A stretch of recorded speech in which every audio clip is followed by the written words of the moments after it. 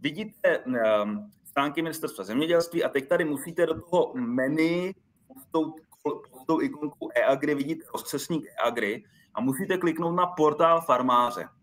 Jo?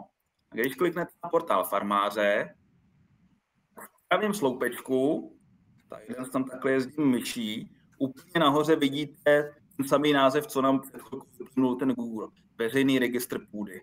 Jo? A když na to kliknu, tak mi vyskočí takováhle obrazovka s mapou, kde mám vlevo takový jako hodně strukturovaný stromový menu se žárovičkama. Tak tohle je ten LPIS. Já nevím, Pavlo, i ostatní, jestli mám jenom ukazovat, nebo jestli chcete i sami u toho něco zároveň třeba zkoušet, když to budu ukazovat, takže byste to nějak jako dělali podle mě, co myslíte? My to tu máme nahozený. Jo, to nechám konec konců na vás, jo, a spíš zase, kdyby někdo, já nevím, jste si to zkoušeli a dostali jste se někam, že byste nevěděli, tak klidně zastavíme a já můžu něco ukázat znova. Já poprosím, jak jsme se dostali na tu mapu, já jsem na těch stránkách portál farmáře. Ano, tak v pravém, já se tam překliknu, v pravém sloupečku jsou vidět aplikace pro veřejnost, jsou tam takový ozubený kolečka. Já nevím, jestli vidět, jak tam jezdí ta moje myš a úplně horní položka je veřejný registr půdy. Teď tam na ní stojí myší. Máte to? Nemám. Rozcestník e-agri. A teoreticky můžete dát do vyhledávače rovnou e-agri LPIS, veřejný registr půdy. A hned vám to, jako to první, co tam bude na rozkliknutí, tak tam vás to hodí taky na tu mapu. Já jsem na stejném obrázku, jenom tu mapu, jaký byl překlik, jenom... Tady vpravo, já nemůžu nějak zvýraznit, tak já to zkusím zvětšit takhle, jo? Jo, vidím. Aplikace pro veřejnost a první kolonka veřejný registr půdy. Jo. Ten veřejný registr půdy rozklikávám a tam je. Jo, děkuju. Já si jenom se zmenším, tak nemáte. Takže máme takovouhle mapu, jo. Teď je důležitý se tou mapou dostat do nějakého místa, abyste věděli, co ten LPIS v reálu zobrazuje. Na to se vám musí zoomovat do nějaké jakoby krajiny. Je to trochu nepraktický. Já vám ukážu dvě v podstatě takové možnosti. Jo. Když si zkusíte zoomovat buď klikem, anebo tou lupou, zjistíte, že vám tam v podstatě nenabíhá žádná mapa, jo. Že vám se tam objevují jenom takovýhle divný nějaký hranice asi obcí. A blbě se v tom orientuje, jo. Že máte dvě možnosti. Buď to, si tady v tom úplně levém sloupečku, kde jsou kvanty těch žároviček, jedete úplně dolů, zavíráte si, co jde. A v podkladových vrstvách si zkusíte zapnout nějakou mapu. Tady si najdeme třeba mapový podklad.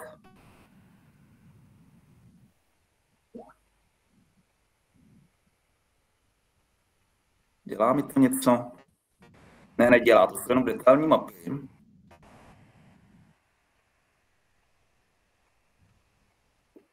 Já se omlouvám, že ti do toho vstupuju. Já teda vždycky jako scrolluju kolečkem na myši a držím se vždycky, dejme tomu, Krumlova nebo Budějovic, až se mi tam potom zobrazejí ty obce a pak už se člověk zhruba podle té mapy orientuje, co je, jo.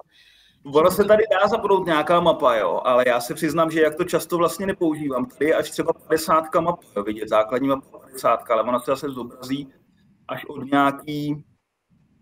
nějaký úrovně, jo. A to se omlouvám, tady jsem si fakt myslel, že ale ne. Pardon, to se omlouvám, já jsem fakt si myslel, že tady snadno zapnu nějakou mapu, ona tam nějaká určitě je, ale nezobrazuje se. Tak vám ukážu druhou možnost. Jo, jestli můžu, tak je to v mapových podkladech, základní mapa VMS a třeba tu 25 a už se to tam začne pěkně zobrazovat. Vám se zobrazí ale až od nějakého detailu, ne? No, třeba. No, je to pravda, že se zobrazí až od nějakého detailu, takže kdyby se zaklikla ta 10, tak se to možná začne zobrazovat dřív, trošku. 10, 50, no. No, 50, no. Že jako No, jo, když si zapnete 50, tak už je to, no, tak už se v tom dá vyznat od nějakých rozumných hranic obcí, no. No, takže musím říct, že na tomhle LPISu zrovna tahle část není úplně šikovná, protože prostě není tam nějaký jednoduchý podklad, jako máte na mapách CZ, abyste se orientovali rovnou, jo. Ale já si myslím, že spíš využijete nějakou druhou možnost, já mapový podklad. Teď tam mám zapnutý zrovna nějaký obce, jestli se nepletu, tak řeknu asi taky. Ani někde se vidím, kde se lítalo, Drahov a Veselí nad Lužnicí tady. Jo. Ale když se podíváte doprava, do toho pravého sloupečku informační panel, tak tam vidíte spoustu takových záložek. A po nich klikám. Jo. Vidíte tady záložku obec nebo katastrální území. Jo. Takže když si dám obec, já nevím, Zimov, protože tam, kde my sídlíme, tak by mě to mělo vyhledat. A tady tak, jo, ona mám to nabídne všechny, který odpovídají tomu názvu. A tady tou lupou se tam přiblížím. A když mi to ještě nezobrazilo krajinu, tak stačí kliknout jednou nebo dvakrát na přiblížení a už vidím to, co vidět potřebuju. To znamená ortofotomapu, technický snímek a tam spoustu takových jako zelených, případně červených obrysů s číslíčkama. Chytáte se zatím na ten postup, prosím vás? Ano, jo. Jo, takže kdo třeba to dělá se mnou, tak se mu podařilo třeba tímhle způsobem dostat někde, kde se chtěl dostat, jo? Dobrá. Možná vám v tuhle chvíli vysvětlím, co ten LPIS je vůbec zač, jenom abyste zdali ten základní kontext, jo. LPIS je registr zemědělské půdy, který je daný zákonem. Je daný zákonem o zemědělství, který na ten zákon zjednodušeně řečeno, mimo spoustu dalších věcí říká, že se prostě eviduje zemědělská půda podle toho, jak je reálně užívaná a kým je užívaná. Jo. A je to skutečně jako velmi aktuální, protože když se podíváte, přiblížíte si to třeba na nějaký detail, jo, vidíte, že ty hranice, polí, luk a tak dále, velmi přesně prostě kopírujou přirozené hranice v té krajině a opravdu ohraničují to, co je reálně zemědělsky využíváno. Jo? A skutečně v podstatě uživatelé, jako zemědělci, mají každý rok povinnost ten LPIS aktualizovat o určitý odchylky, které třeba vzniknou. Jo? Část prostě vypustí z hospodaření kvůli podmáčení třeba, nebo něco podobného, nebo se tam probíhají jakýkoliv nějaký práce, tak oni mají povinnost, většinou to bývá v nějakém zimním období, tak to prostě aktualizovat ty hranice, tak aby opravdu přesně seděly na tu realitu. Jo? Takže je to skutečně jako hodně podrobná a přesná a aktuální jako evidence toho, jak se zemědělská půda využívá, což je, myslím si, jako velká výhoda. No a teďka je dobrý asi vědět, že ta základní jednotka, to jsou všechno, co je tady ohraničený těma liniema a co má nějaké číslo, se jmenuje díl půdního bloku. Díl půdního bloku, zkrátka DPB, vidíte jako úplně první z těch záložek, které jsou tady vpravo nahoře. Jo. Tak to možná doporučuji trošku si nějak dostat do hlavy díl půdního bloku nebo DPB, protože zemědělci to takhle jako využívají všude možně, kde to prostě má nějakou vazbu už na ten obor, tak prostě je to díl půdního bloku. Jo? To je terminus technicus, který je prostě jakoby zavedený tím zákonem. Jo? A že vlastně všechno to, co tady vidíte ohraničeno, jsou díly půdního bloku, které jsou definovaný samozřejmě tím, kdo je ten uživatel, kdo je jako ten zemědělec, který to užívá, a jaká to je kultura. To znamená, jestli to je orná půda, travní porost, úhor, případně vinice, chmelnice, sad a tak dále. Jo? A samozřejmě hranice to má tam, kde opravdu jsou hranice toho reálného využívání. Jo, takže čistě hypoteticky. Martine, promiň, můžu mít dotaz? Jasně. Kde zjistím tu informaci, jestli to je orná půda, travní porost a tak? Tak, velmi dobrá otázka. Když nad tím jezdíme myší, jo, mi to ukazuje takový, jak se tomu říká, tooltip, nebo prostě, jo, taková,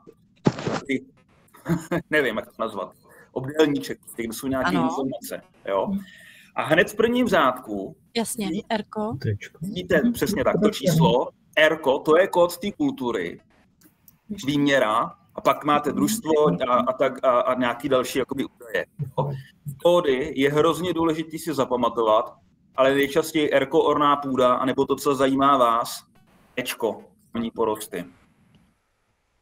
Jaký že je zkrátka pro travní porost? Téčko.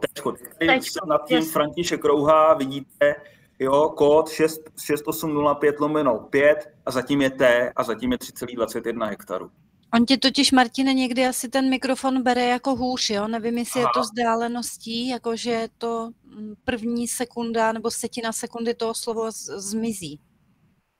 Aha. Hele, já mluvím přímo na mikrofon tady vestavený v notebooku. Jedině, no, musím si dávat bacha, abych třeba neuhejbal hlavou někam, nebo tak nějak, jo? Když mluvíš konstantně, tak je to dobrý. Dobře, no, budu se snažit a když tak mě opravdu zastavujte, jo? Protože já vidím vlastně jenom ten Elpis a vás vůbec ne. Jasně.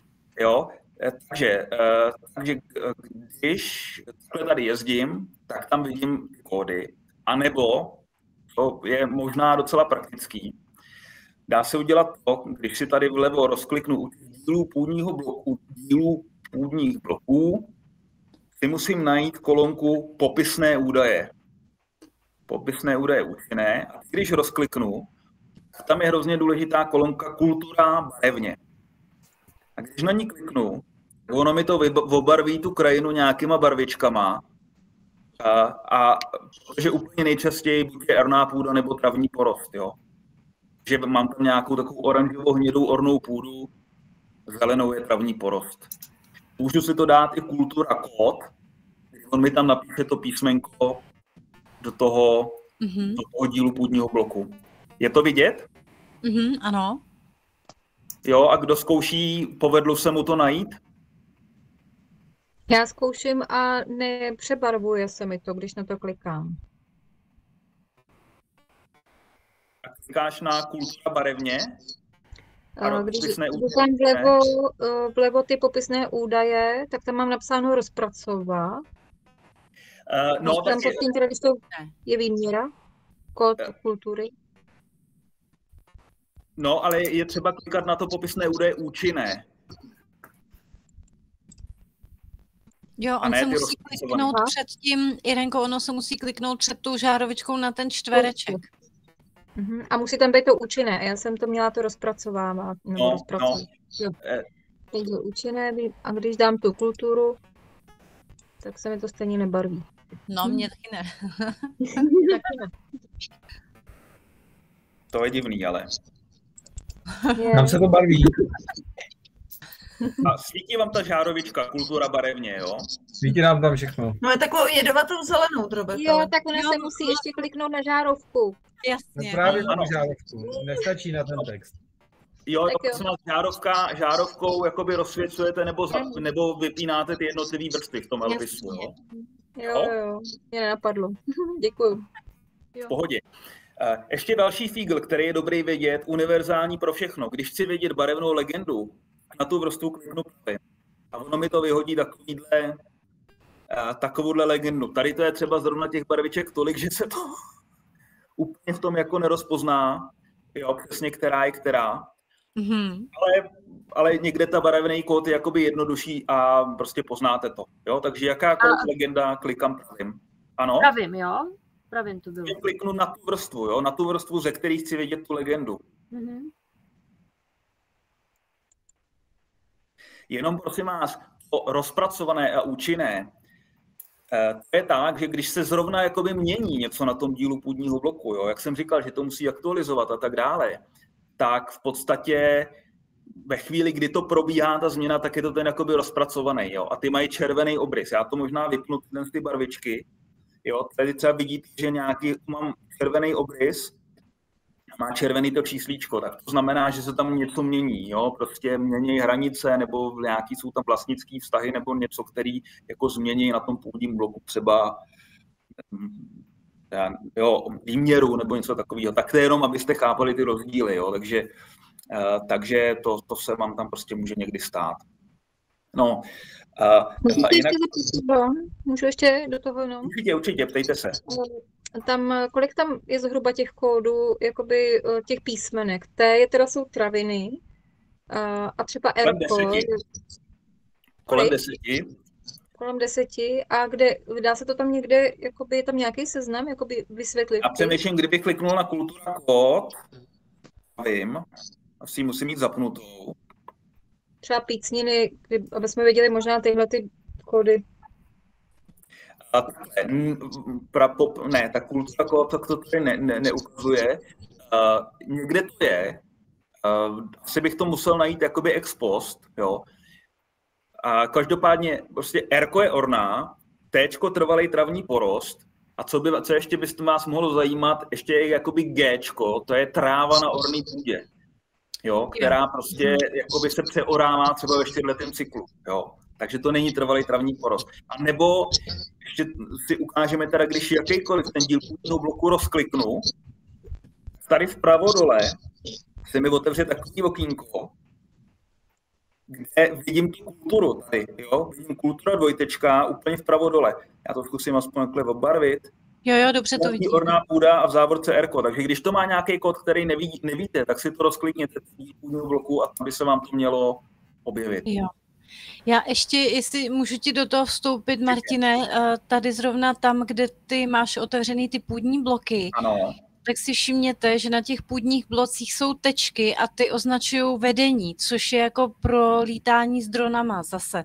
Jo, tady jsou sloupy, jestli se nepletu teda, nebo co jsou skružené. Já myslím, my jsme tady loni lítali a tam vedli dráty. Jsou to dráty, jo, ono to má linii takovou. Mm-hmm. Jo, že tam svítí tečky, kde jsou sloupy vysokého napětí. Mm-hmm. To je zase dobrý, pokud jako člověk posílá fotku dronistovi, který tam bude druhý den lítat, tak... Jo, to jsem si říkala, no, jestli je nějaká možnost tohle třeba někde jako tak zjistit, abych byla dopředu připravená na to, že můžu nabourat s dronem, tak to je dobrý, že vím, že tady se neplánuj. Mimochodem ty tečky jsou tam proto, že opravdu jakoby ten sloup, nebo případně ta skružišta meliorační, tak vlastně jsou jakoby vyříznutý z toho dílu půdního bloku, jo, jakoby z té výměry. Takže to je vlastně to, co ohraničuje ten díl půdního bloku, ten je, tak to je vlastně ta samá hranice, jenom tam dělá úplně jakoby malinkou takovou dírku. Jo. Jestli se k tomu dokážu přiblížit.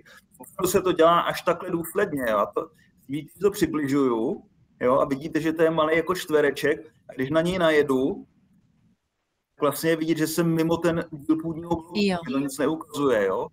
Takže to je jako opravdu reálně díra, která je vykreslená a opravdu se to důsledně, když je tam nějaký kousek neobhospodařovaný, se to z toho jakoby vykreslí, jako že to je mimo to a často to bývá i právě u těch sloupů toho vedení.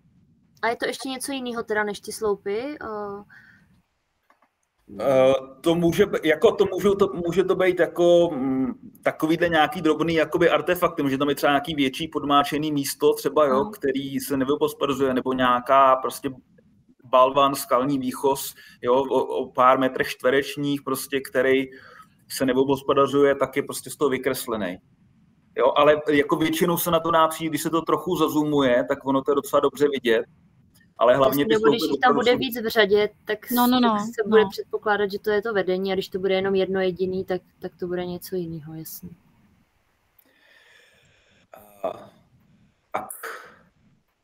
Takže teďka nějak jsme si ukázali i jakoby jak s tou kulturou, jo, kde si prostě můžete tady pozapínat nějaký popisný údaje. Samozřejmě vy si můžete pozapínat třeba jméno uživatele LPISu. Jo, tady u těch popisných údajů druhá kolonka vzora uživatel název, takže vy tam rovnou jakoby vidíte, komu to patří, nemusíte nad vším tím jezdit, ale potom samozřejmě, když se zvětšíte o kus dál, tak oni už třeba ty popisky nejsou všechny čitelný, ale dá se to. Prostě s tím si můžete hrát, zapínat si, vypínat si to, co zrovna potřebujete.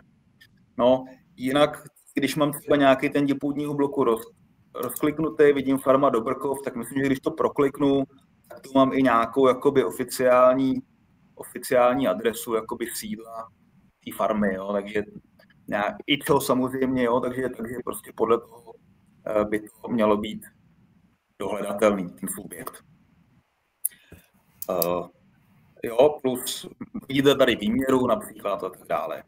No, co možná, ještě bych vám ukázal, nebo takhle, napadá vás ještě něco, co bych k tomu dílu půdního bloku, k tomu jednotlivému pozemku by vás jako zajímalo, jestli se to tam dá dohledat nebo ne? Já teď asi budu už úplně předbíhat. Já jsem se jenom chtěla zeptat, jestli je možné nějak filtrovat, jakože si někde zadám třeba jméno toho zemědělce a ono mi to nějak ukáže všechny ty jeho obhospodařované plochy. To asi ne, co? Tady bohužel ne. Dá se udělat to vám můžu ukázat pak ke konci, že se jakoby dají jakoby stáhnout export podle LPISu, jakoby v formátu pro jakoby GIS, to znamená pro digitální mapy. Jo? A jakoby ta tabulka se dá natáhnout do Excelu a tam se to nějak jako dá najít. Jo? Je to malinko krkolomný, ale dá se to. Jo? Ale tady bohužel ne. Jako bylo by to hrozně pěkný, aby to člověk jako se mohl takhle profiltrovat, ale v tom veřejném takhle není. Není, jasný. Jako v té mapě, no. To prostě, no. Ale až možná tady dobrouzdáme tou mapou, tak pak můžu ukázat, jak vypadá ten export, protože třeba si s tím někdo budete chtít taky pohrát, anebo já nabízím Pavle, že můžu nějaký jakoby základní přehled, jo, na základě toho exportu prostě z toho LPISu potom když tak udělat. Jo. Dobrá, ještě nějaký dotaz? Jo, prosím tě, Martine, já mám dotaz, kudy jsi se dostal k tomu, že tam máš vpravo dole rozkliknutou ten popis toho půdního bloku, to mi nějak uniklo. Ani dvakrát. Jo, dvakrát jenom. Jo, dvakrát na něj kliknu. Jo, jasný. Tady se mi tady odvírají jakoby i ve vícero záložkách, jak vidíte, jo, na který jsem kliknul. Nebo pravý tlačítko a detail. Možná, no. Já klikám dvakrát. Jak samozřejmě. Tady vidíte, že když jsem to rozkliknul, tak tady mám x různých záložek. Když kliknu na záložku podrobné, jo, tam mám prostě zase úplně takovýhle otvírací seznamy, nadmořská výška, sklonitost, obvod, prostě nějaký věci, kterým ani všem já úplně jako nerozumím, jo. A žádná z nich není úplně tak jako pro vás praktická. Kromě té poslední, a to jsou honitby, kde vlastně zjistíte po rozkliknutí, do které honitby pozemek spadá. Vidíte to? Jo. Úplně vpravo dole to máme, jo? Tady jsou takovýhle jakoby lišty, nebo jak to nazvat. A když si ji rozkliknu, tak tam vidím kód honitby. Na ten už se nedá nějak, jako nedá se nějak otevřít, ale prostě je to tam. Když už jsem u toho, tady úplně na konci toho stromového menu, nad vinicema vidíte žárovičku honitby a když si ji zapnu, tak už je to takový nepřehledný, protože tam mám pořád ty popisní údaje. Tak vypím popisní údaje, ale v podstatě vidíte, že se mi tam takovou růžovou nějakou barvou ohraničily ty honitby. Jo, to je super. Jo? A když nad tím nejsou teda jakoby nějak klikací, jo? Když na to kliknu, tak to nic nedělá, ale prostě vidím tam ty hranice a alespoň nad tou myší se mi prostě zobrazuje od té honitby. Jo? A kdo tam jakoby ji spravuje, který jakoby předpokládám. Spíš asi váš obor než můj, ale jako předpokládám, že na základě této informace už se dostanete k tomu, jako koho ohledně té honitby kontaktovat. Jo? To je jakoby velká výhoda toho LPISu, že v podstatě mnoho těch vrstev, které tady jsou jakoby v tom levém stromovém menu, vlastně v každém dílu půdního bloku vidíte, můžete si s nimi rozkliknout nějaký jakoby překryv, jo? Prostě mám to ukazuje, jaký jsou vzdálenosti od vody, jaký je překryv s chráněnýma územíma a tak dále, jo? A spousta věcí fakt nebudete z toho potřebovat. Ale jako v principu je to na tom LPISu jako hrozně dobrý, že tyhle údaje v sobě má a opravdu se o tom dílu půdního bloku dozvíte jako detaily, no. Spoustu detailů. Tak. Já se ještě pardon, jenom se zeptám, ta honitba, to je to číslo za tím půdním blokem v závorce, když mám rozsvícenou tu žárovku u honitby a potom se dívám jakoby do těch informací po dvojkliku teda na tu jednotlivou půdu, tak pak je tam teda za tím půdním blokem je v závorce 770 třeba _1030. To je jakoby kód té honitby? Ne, v tom rozkliknutí. No. V tom zeleném řádku myslí Irenka vpravo. Jo, rozumím. Ne. To je kód čtverce, si ukážeme za chvíli. To je kód mapového čtverce, podle kterého se dá jakoby, nebo podle kterého se dá dohledat jako ten díl půdního bloku jako tady v tom vyhledávacím okýnku. Jo? To s tou honitbou nesouvisí. A je to tam teda popsaný, ta honitba nějakým způsobem? Je tady třeba územní příslušnost nebo nevím, řízení? Jo. No, to jsem neobjevil. Jako já, když jako najdu myší, vidím nějaký kód té honitby, to je to CZ1, nějaký prostě číselný kód a zatím je to předpokládám název, jako, nebo respektive on se tady zobrazuje, že jo, prostě takový mi to někam odskočilo, tady vidím Branišovice CZ něco, jo, to je asi jediný, co se tady k té honitbě dá dohledat. A nejsou to takový ty růžový přirušovaný čárky? Jsou. To je obrys, to je jakoby hranice té honitby. Jo? Tak, aha, tak to mi se stačí. Děkuju. Jo, takže, ale tak říkám, já s tímhle běžně nepracuju, jo, takže jako moc nevím, ale evidentně se to rozkliknout nedá. A asi pak se o té honitbě musí hledat nějaký jiný jako informace v jiných nějakých jakoby evidencích. Pavlo, to asi víš ty. To mám já, pardon, no, a já se musím zeptat, protože ono na Uhul byly honitby veřejně. Ona mi to teďkom posílala paní Fischerová z ČMMJ, ale tohle to by mělo být, jo. Já vám to dám rovnou za prvý do chatu a pak to můžu hodit ještě i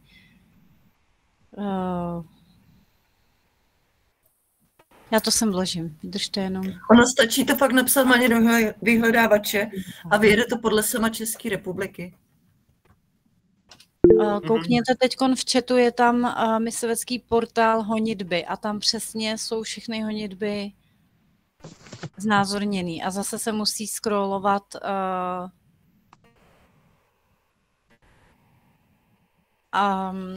na mapu, aby člověk zjistil v jeho místě, jak se tam ta honitba jmenuje, co to je zač. Nemám ti, Pavlo, předat na chvíli to sdílení, jestli to chceš ukázat na obrazovce? Asi bych to nepřerušovala, já bych ti to teď nepřerušovala, já to dala do toho chatu a pokud někdo potom bude chtít, tak až skončíme s tímhletím, tak můžem, anebo já si myslím, že tam je to jako taky velice jasně jednoduše, že člověk jenom se přiblíží myší a jsou tam puntíky, kde je označeno, kde je napsaný název té dané honitby.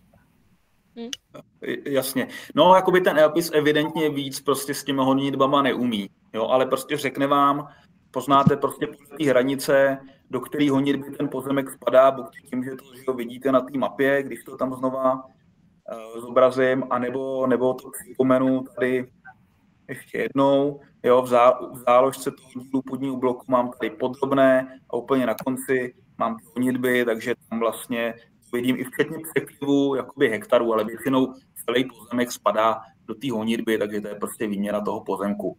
Jo? Tak. Možná ukážu, že jo, jako to Pavlo nadhodila ty, když vám zemědělec prostě dá jakoby kód toho dílu půdního bloku, kde třeba bude sekat, tak jak vy se k němu dostanete, jo? Protože on vám většinou dá ten kód, což je prostě 4místný lomeno něco, ale vy vlastně vidíte vpravo nahoře, mám záložku do můžu si vyhledat díl půdního bloku podle toho zkráceného kódu. Se schválně teďka jakoby zoomuju o kus dál, jo, a zkrácený kód vím, to je to 4místný číslo s nějakým lomítkem, ale potřebuji vědět čtverec. Je to v té závorce, jak jste říkali, 750/1170. Prostě 3místný kód, 4místný kód. A ten čtverec zjistím tak, že si prostě zapnu tady, jak mám díly půdních bloků vrstvu čtverce. Jo, a vidíte, že to je ono. Vidím třeba kamenný újezd 750, pomlčka 1170. Jo, Lečenice 750, pomlčka 1180. To znamená, že musíte aspoň zhruba vědět, kde to je, prostě která je to obec, jo, nebo kde se prostě ten pozemek zhruba nachází, nebo ten zemědělec, kde prostě se nachází. A když si zapnete ten čtverec, tak byste se měli trefit jakoby do toho správného místa, jo. No, my většinou ale dostaneme jenom to číslo plus to, co je za lomítkem, jo. To znamená to 6803/1. Jo, No, že to rozumím. v té závorce to už nedostáváme. Rozumím. No, ale jako říkám, jo, prostě že jo, musí se toho zemědělce ptát, kde to zhruba je, aspoň jakoby obec nebo katastr, že jo. Protože já to teda podle toho prvního čísílka nenajdu. Jako Ne. on vždycky to nějak dohledám, že jo, protože on mi to vysvětlí, ale myslela jsem si, že prostě zadám kód a kliknu a ono mi to hned ukáže ten půdní blok, tak to neumí, jo?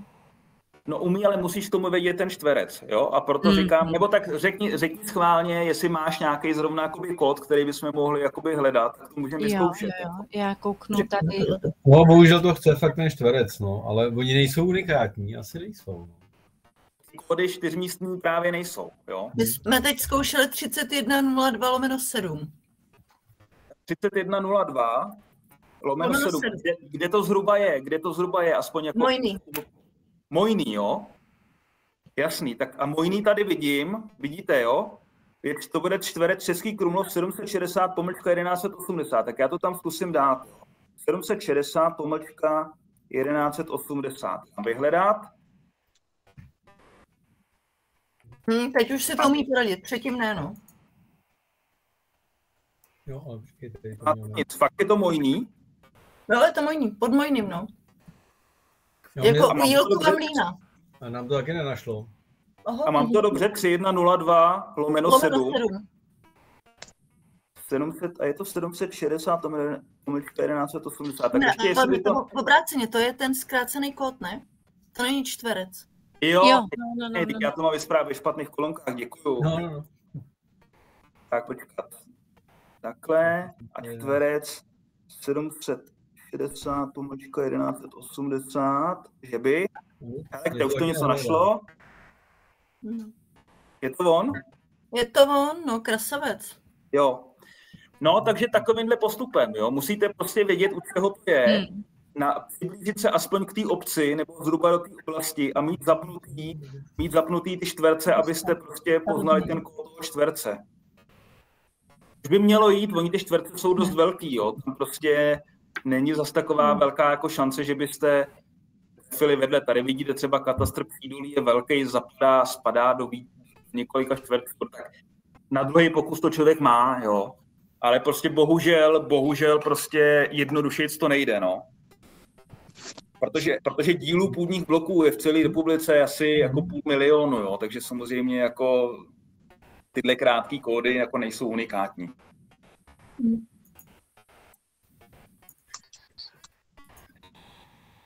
No, takže takhle, no, ale furt je to o něco jakoby rychlejší, než když musíte se přiblížit prostě a hledat to tam očima, to jsem taky několikrát zkoušel, jo, jestli ten kód tam jako uvidím a většinou to nejde, takže podle mě jako je na jistotu je lepší prostě to odhadnout podle kódu toho čtverce a tím, ale tady zase vidíte, že to vyhledávání prostě on už to pak jako najde, jo. A přiblíží se, kliknu na to, že jo, na něj. Tak. Já teď přemýšlím ještě, jako mám dojem, že z toho, co jsem vám chtěl ukázat tady v té mapě, tak je to asi všechno. Tak zase možná, jestli vás ještě něco napadá, tak se mě ptejte.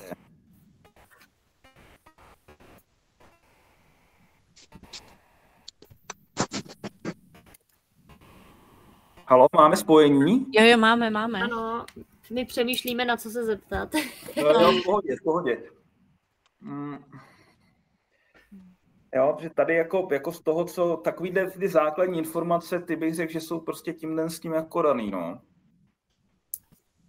A já se teda jenom zeptám, jak se asi předtím Irenka ptala, nebo kdo to byl, jestli se dají vidět teda pozemky jednoho zemědělce nějak jako hromadně. Jo, to jsem se ptala a to nejde. Jo, nebo No. to Ale že to nejde. Nebo Jo. jo, ale přes někde ten jako Excel. i přes ten Excel.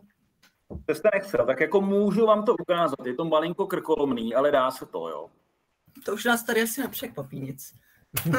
No, jako víte co, jako opravdu tohle je, ten LPIS je víceméně, to není lidský uživatele úplně, že jo, to je prostě primárně pro tu státní správu a pro ty zemědělce, kteří s tím pracují, i když zemědělci ty mají ještě jakoby vlastní jako kde se nalogujou, jo, a mají tam mnoho dalších ještě funkcionalit, jo. Ale všechny jsou nějakým způsobem potřebný, jo, takže takhle je třeba to dát, jo, to nikdy nebude tak jednoduchý, jako třeba, já nevím, mapy.cz, jo, to ani k tomu neslouží, no. Existuje jakoby export těch dat z toho LPISu v tom formátu pro digitální mapy, jakoby, jo, což většinou s tím třeba nepracujete, s GISama, já třeba jo, ale dá se to.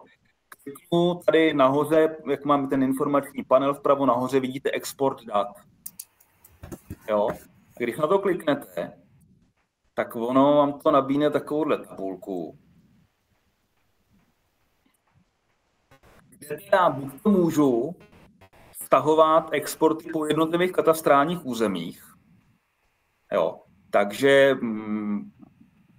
si musím stáhnout víc katastrálních území, abych to dal dohromady.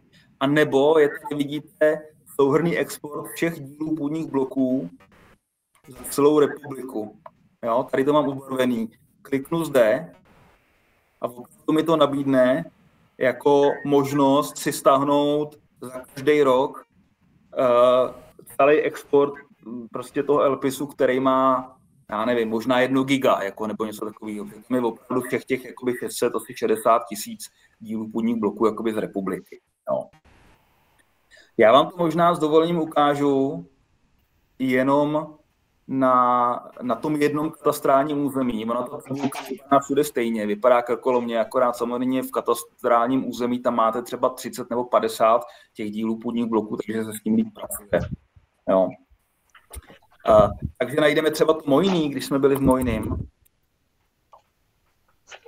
Mm-hmm. Jo, napíšu tady do té kolonky, kde to je to vyhledávání, on mi najde všechno, co k tomu patří. A teď se vás, musím hledat díly půdních bloků, jo, tady v tom řádku, kde mám protože ještě tam jsou další jakoby, typy údajů. EVP jsou ekologicky významné prvky a OPV to ani nevím, co je. Jo.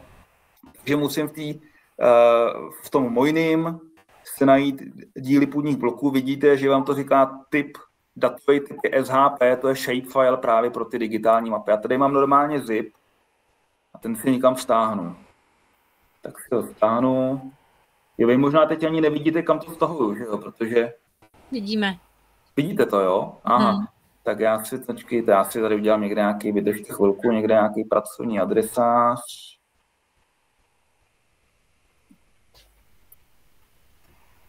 Chvilku vydržte. Vidíte, že mám nasančato tady samostatný adresář, jo. LPIS třeba. Tak. Ale teď nevidíte asi můj prohlížeč souboru.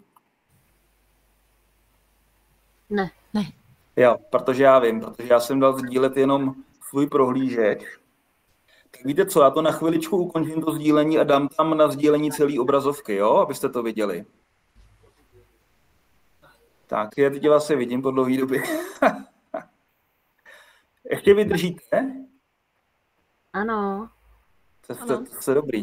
Vyberte okno nebo obrazovku, celou obrazovku dám. Tak a teď vidíte můj prohlížeč souborů? Mhm. Jo, dobrý, takže teď byste to... Takže já se teďka dostanu tam, kam jsem to stáhnul. LPIS, je to zazipovaný, takže to musím rozzipovat.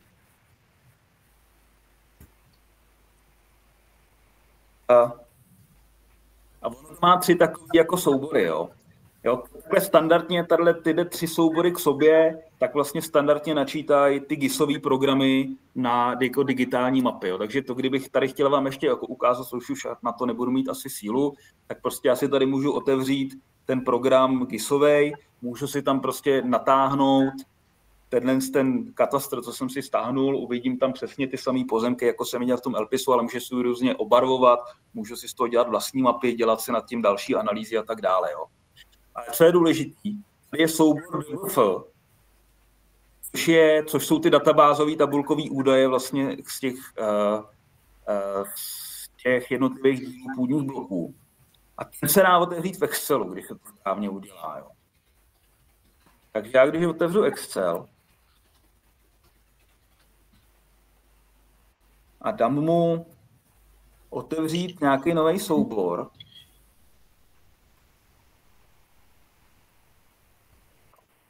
tak se zase dostanu tam, kde to mám uložený.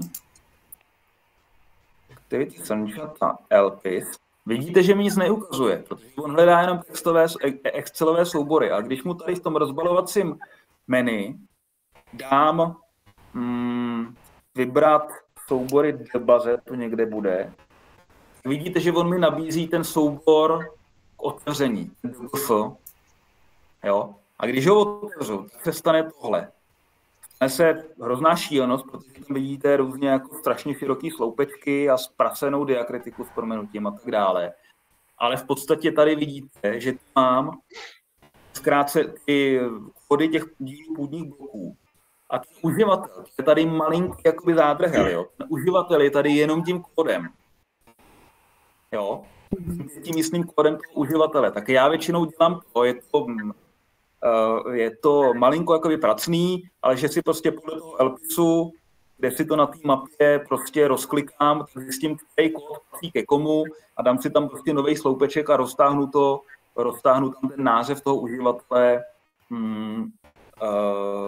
jo, aby odpovídal tomu číselnému kódu. Jo? A tímhle vlastně mám jako v podstatě tabulkovou evidenci prostě přes ty jednotlivý uživatele. Jo? Můžu vám ukázat třeba jako jednu praktickou věc, asi nevím, jestli umíte dělat s kontingenčníma tabulkama, ale to je vlastně velmi jednoduchý souhrn, kde si vlastně můžu udělat ten přehled. Jo? Když tam dám vložit kontingenční tabulku, tak můžu si tam dát ID toho uživatele, kód toho uživatele do řádků a můžu si třeba dát do sloupečku kulturu tím kódem, jo, a do hodnoty dám výměru. Jo, a takže teďka vidíte, že vlastně v celém tom katastru mám nějakých 371 hektarů a tady vlastně to mám po jednotlivých uživatelích, co uživatel, to je jeden řádek, jo, vím, kolik má orný, to je R, vím, kolik má nich porostů, to je T, úhor má někdo, jo, a tady vidím součet vlastně za každého uživatele, tady dole na konci těch sloupečků vidím součet po jednotlivých jakoby kulturách. Jo? A kdybych si vlastně tohle udělal i s dalšíma katastrama, slepil to k sobě, nebo si to naopak vyfiltroval z toho celkového LPISu za celou republiku, no tak samozřejmě si ty databáze můžu dělat velký akci. Jo? Ale chápu, že možná pro vás nemusí být úplně jako dobře stravitelný na první pokus. Jo? Já s tím pracuji celkem běžně, jo? Takže mě už to jako, já už to mám docela jako najetý.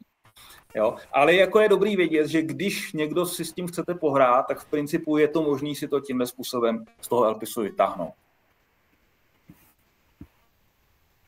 A mě zkuste promluvit, abych věděl, jestli se si... Jo.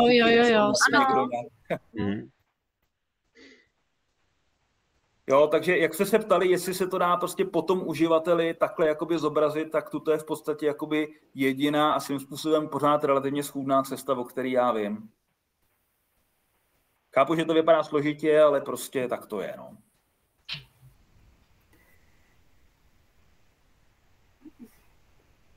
Tak, přijde se ještě k tomuhle na cokoliv.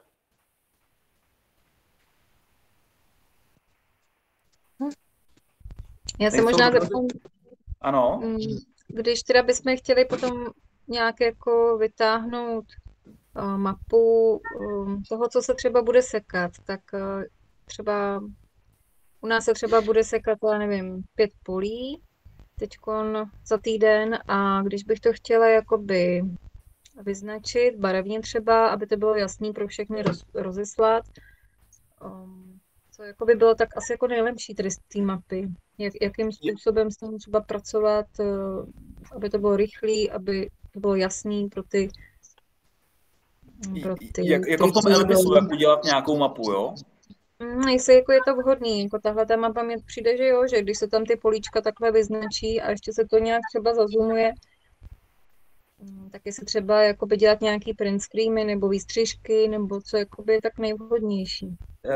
Jo, no, buď to se dá udělat klasický print screen, to asi umíte, anebo tady vpravo dole je prostě ikonka tisku, rychlý tisk, jo, která prostě si řeknu, jestli to chci na šířku nebo na výšku a můžu si tam dát nějaký jako nadpis, jo, aha, on mi to nechá uložit to PDF, tak já to rychle uložím a otevřu, že mi ho nechal otevřít, moment.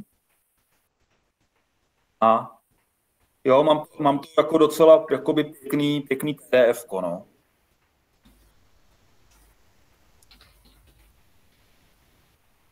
To jakoby... A když bych chtěla ještě jakoby barevně do toho nějak zasahovat, třeba nějak ohraničit, nebo prostě vyznačit jenom ty pole, které se budou jakoby právě sekat, dá se to ještě jakoby nějak vybarvovat?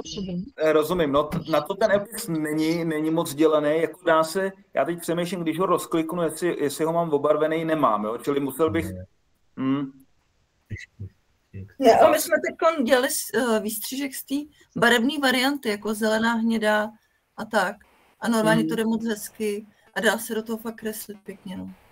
Jo, každý Windowsy mají v sobě aplikaci standardně nainstalovanou, výstřižky a skica se to jmenuje. Jako na print screen, jo? No, print screen a umí to do toho i malovat, takže tam můžu dělat kolečko třeba na tu plochu, která se bude sekat, jo. No, Irenko, to používáme asi nejvíc, protože tam pak vždycky červenou tuškou děláme křížek, kde je třeba místo srazu, nebo odkud se bude lítat, když víme, že ten terén je z kopce do kopce. Takže výstřižek a potom s ním můžeme už manipulovat, jako. Já to používá asi netřebický zemědělec taky, ne? Ten agronom to taky tak posílal vždycky. Ten to taky posílá, no. No, jako na to ten Elpis není moc jako dělaný, jo, aby se tam ještě něco dalo editovat. Jo. Tam jsou tady takový, jako, že třeba je měření plochy, jo, když já si tam naklikám nějaké jako měření plochy, on mi tam ten rámeček jako nechá, jo, takže jakoby tím se dá taky něco takhle pracovně vyznačit. A teď mám jako dojem, že když to dělám víckrát, že možná mi jich tam nechá jakoby víc, jo. Nechá. Jo, takže jako kdybych to chtěl nějak obejít a nechtěl to dělat ve výstřižkách, tak s tím se to možná trošku dá taky, ale je to takový, není to prostě úplně dělaný na to, aby si tam člověk jako kreslil ještě do libosti, no. Takže buď to takhle, nebo přes ty výstřižky prostě udělat si z toho print screen nebo PDF, s tím se vám líp jakoby dělá a potom v nějakém malování nebo jakýmkoliv programku si tam prostě něco dočmárnout. Když je dobrý agronom, tak nám tam, a to dělají právě netřebický a ještě ločeníčáci, že nám tam třeba dokonce vyznačí, která část zůstává stát, protože na 12 hektarů oni jsou povinní nechat část plochy neposečený a vyznačují tam třeba žlutě, co se sekat nebude, aby pilot nebo aby chodiči nechodili zbytečně až do té části, která zůstane stát. A to většinou bývá pruh, to, co zůstává stát? Nebo... Ne, to záleží na tvaru louky, jo. Konec, trojúhelník, nebo prostě čtverec někde u lesa, tak to je terén od terénu. Jenom tě ještě, Pavlo, doplním, tahle jako povinnost není úplně jako univerzální, je jenom prostě pro ty, co se přihlásí do takzvaných a jako dotací ošetřování travních porostů, ale většinou je tam přihlášených jakoby hodně těch zemědělců, ne-li velká většina. Tak to za prvý. A za druhý, ale od letoška už se to posouvá tak, že v tom AECO je to od 10 hektarů nahoru. Jo?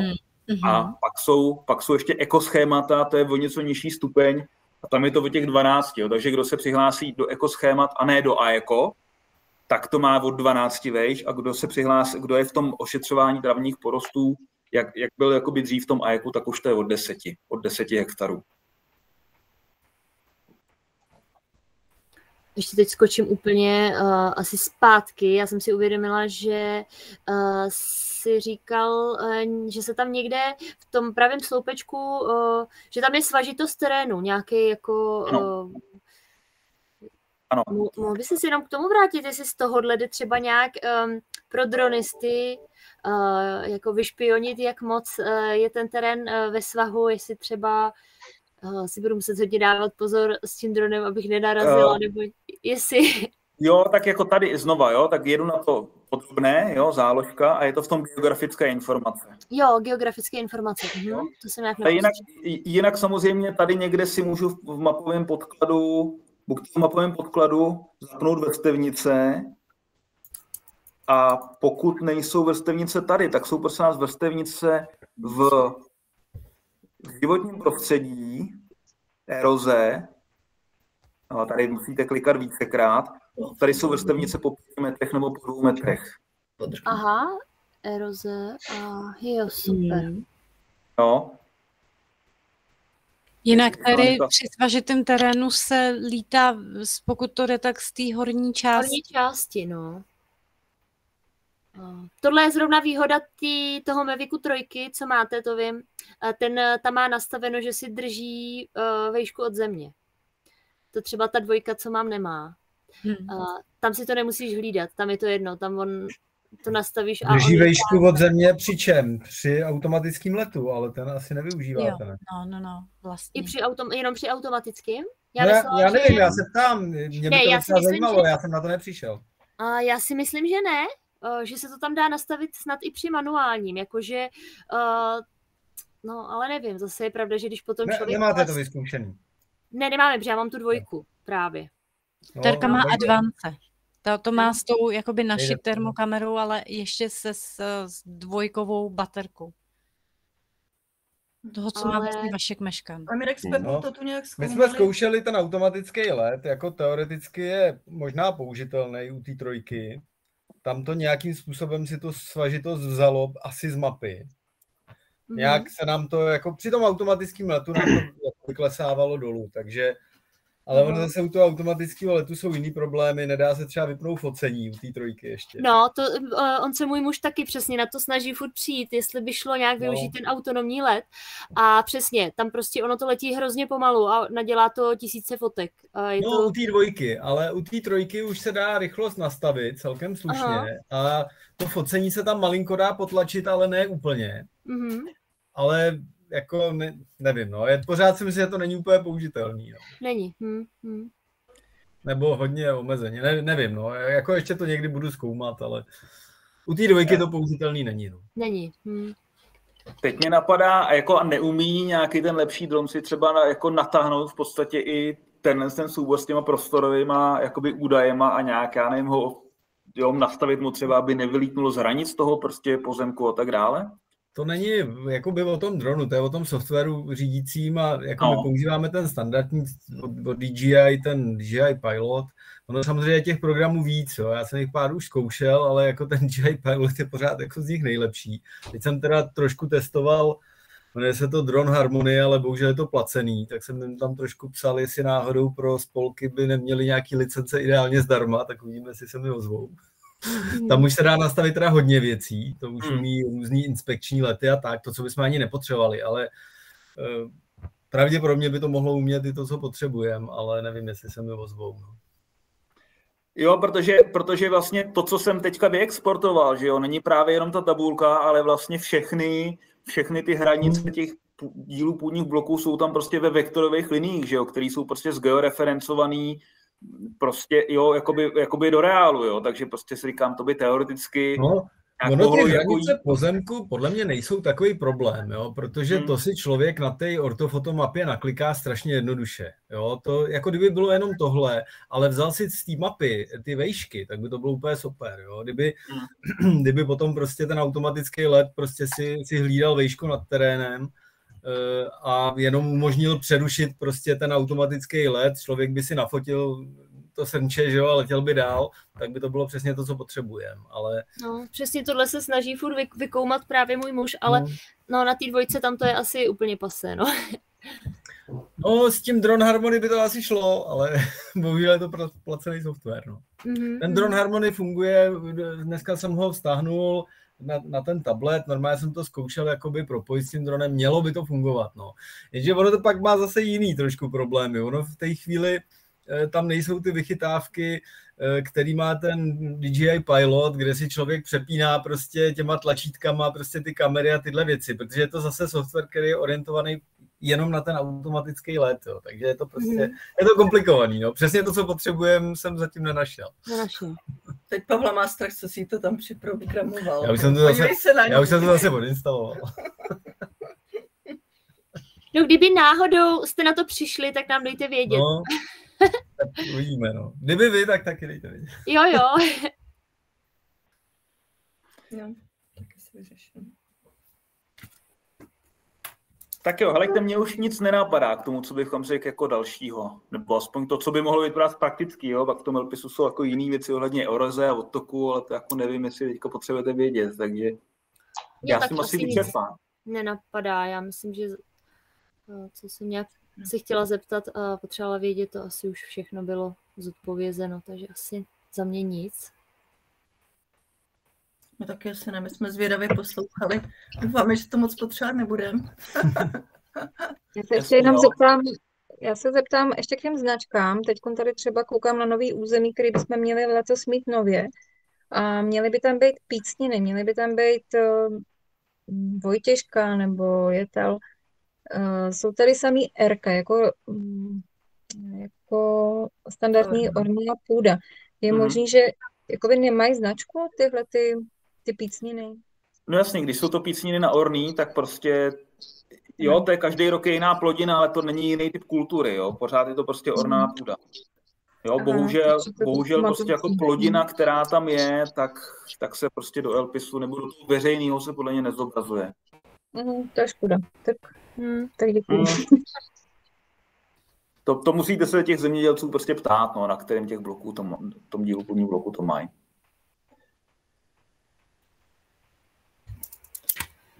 Tak jo, Pavlo, chceš nějak uzavřít? Jsem tady.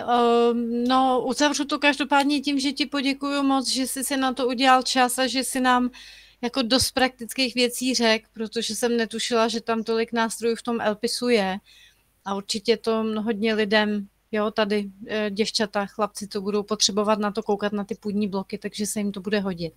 A super, jestli Martin to nahrával, Martin Pospíšil, protože máme ještě nějaký další zájemce, co se na to chtěli podívat, ale neměli čas, tak prosili o záznam, tak jim to pošlu. Jo, a Martine, na tebe prosbu, jestli, jak ses mě ptal v tom Messengeru, tak klidně, kdyby si třeba během sezóny dobře třeba 3krát dal příspěvek na tu hlavní stránku Stop sečení srnčat právě třeba s nějakým úplně jednoduchým návodem, jak můžou lidi najít majitele půdního bloku. Na to se nás často ptají. Jo, jako udělat si nějaký jeden příspěvek, který pak se dá sdílet jako častěji. Jo, hele, to si myslím, jako, hele, v tomhle jsem mám k dispozici i třeba jak na nějaký prostě dotazy, jo, kdybyste v tom Elpisu ještě na něco narazili, tak prostě můžu zkusit to nějak jakoby zjistit, dohledat, ale jestli tohle fakt vypadá, že budou věci praktické, což jako věřím, že na to nalezení si, čí to je, jaký to je typ té kultury a tak dále, tak v podstatě něco v duchu, jak jsem vám teďka tady říkal, tak to můžu udělat, jo, a buď to formou nějakých screenshotů statických s komentářem, nebo já nevím, nebo to může být nějaký videjko právě nahraný, jako jak s tím pracuju, s nějakým jako komentářem a to se může sdílet libovolně, nebo to tam prostě vyset jako relativně jako univerzální návod. Jako. Určitě, to by šlo píchnout na nástěnku potom. Jo? Dobrá. Tak jo, tak doufám, že vám tak něčemu bude. Moc děkujeme. Tak jo, moc děkujeme. Díky moc. Rád jsem vás viděl. Hezký večer. Ahoj, naschle.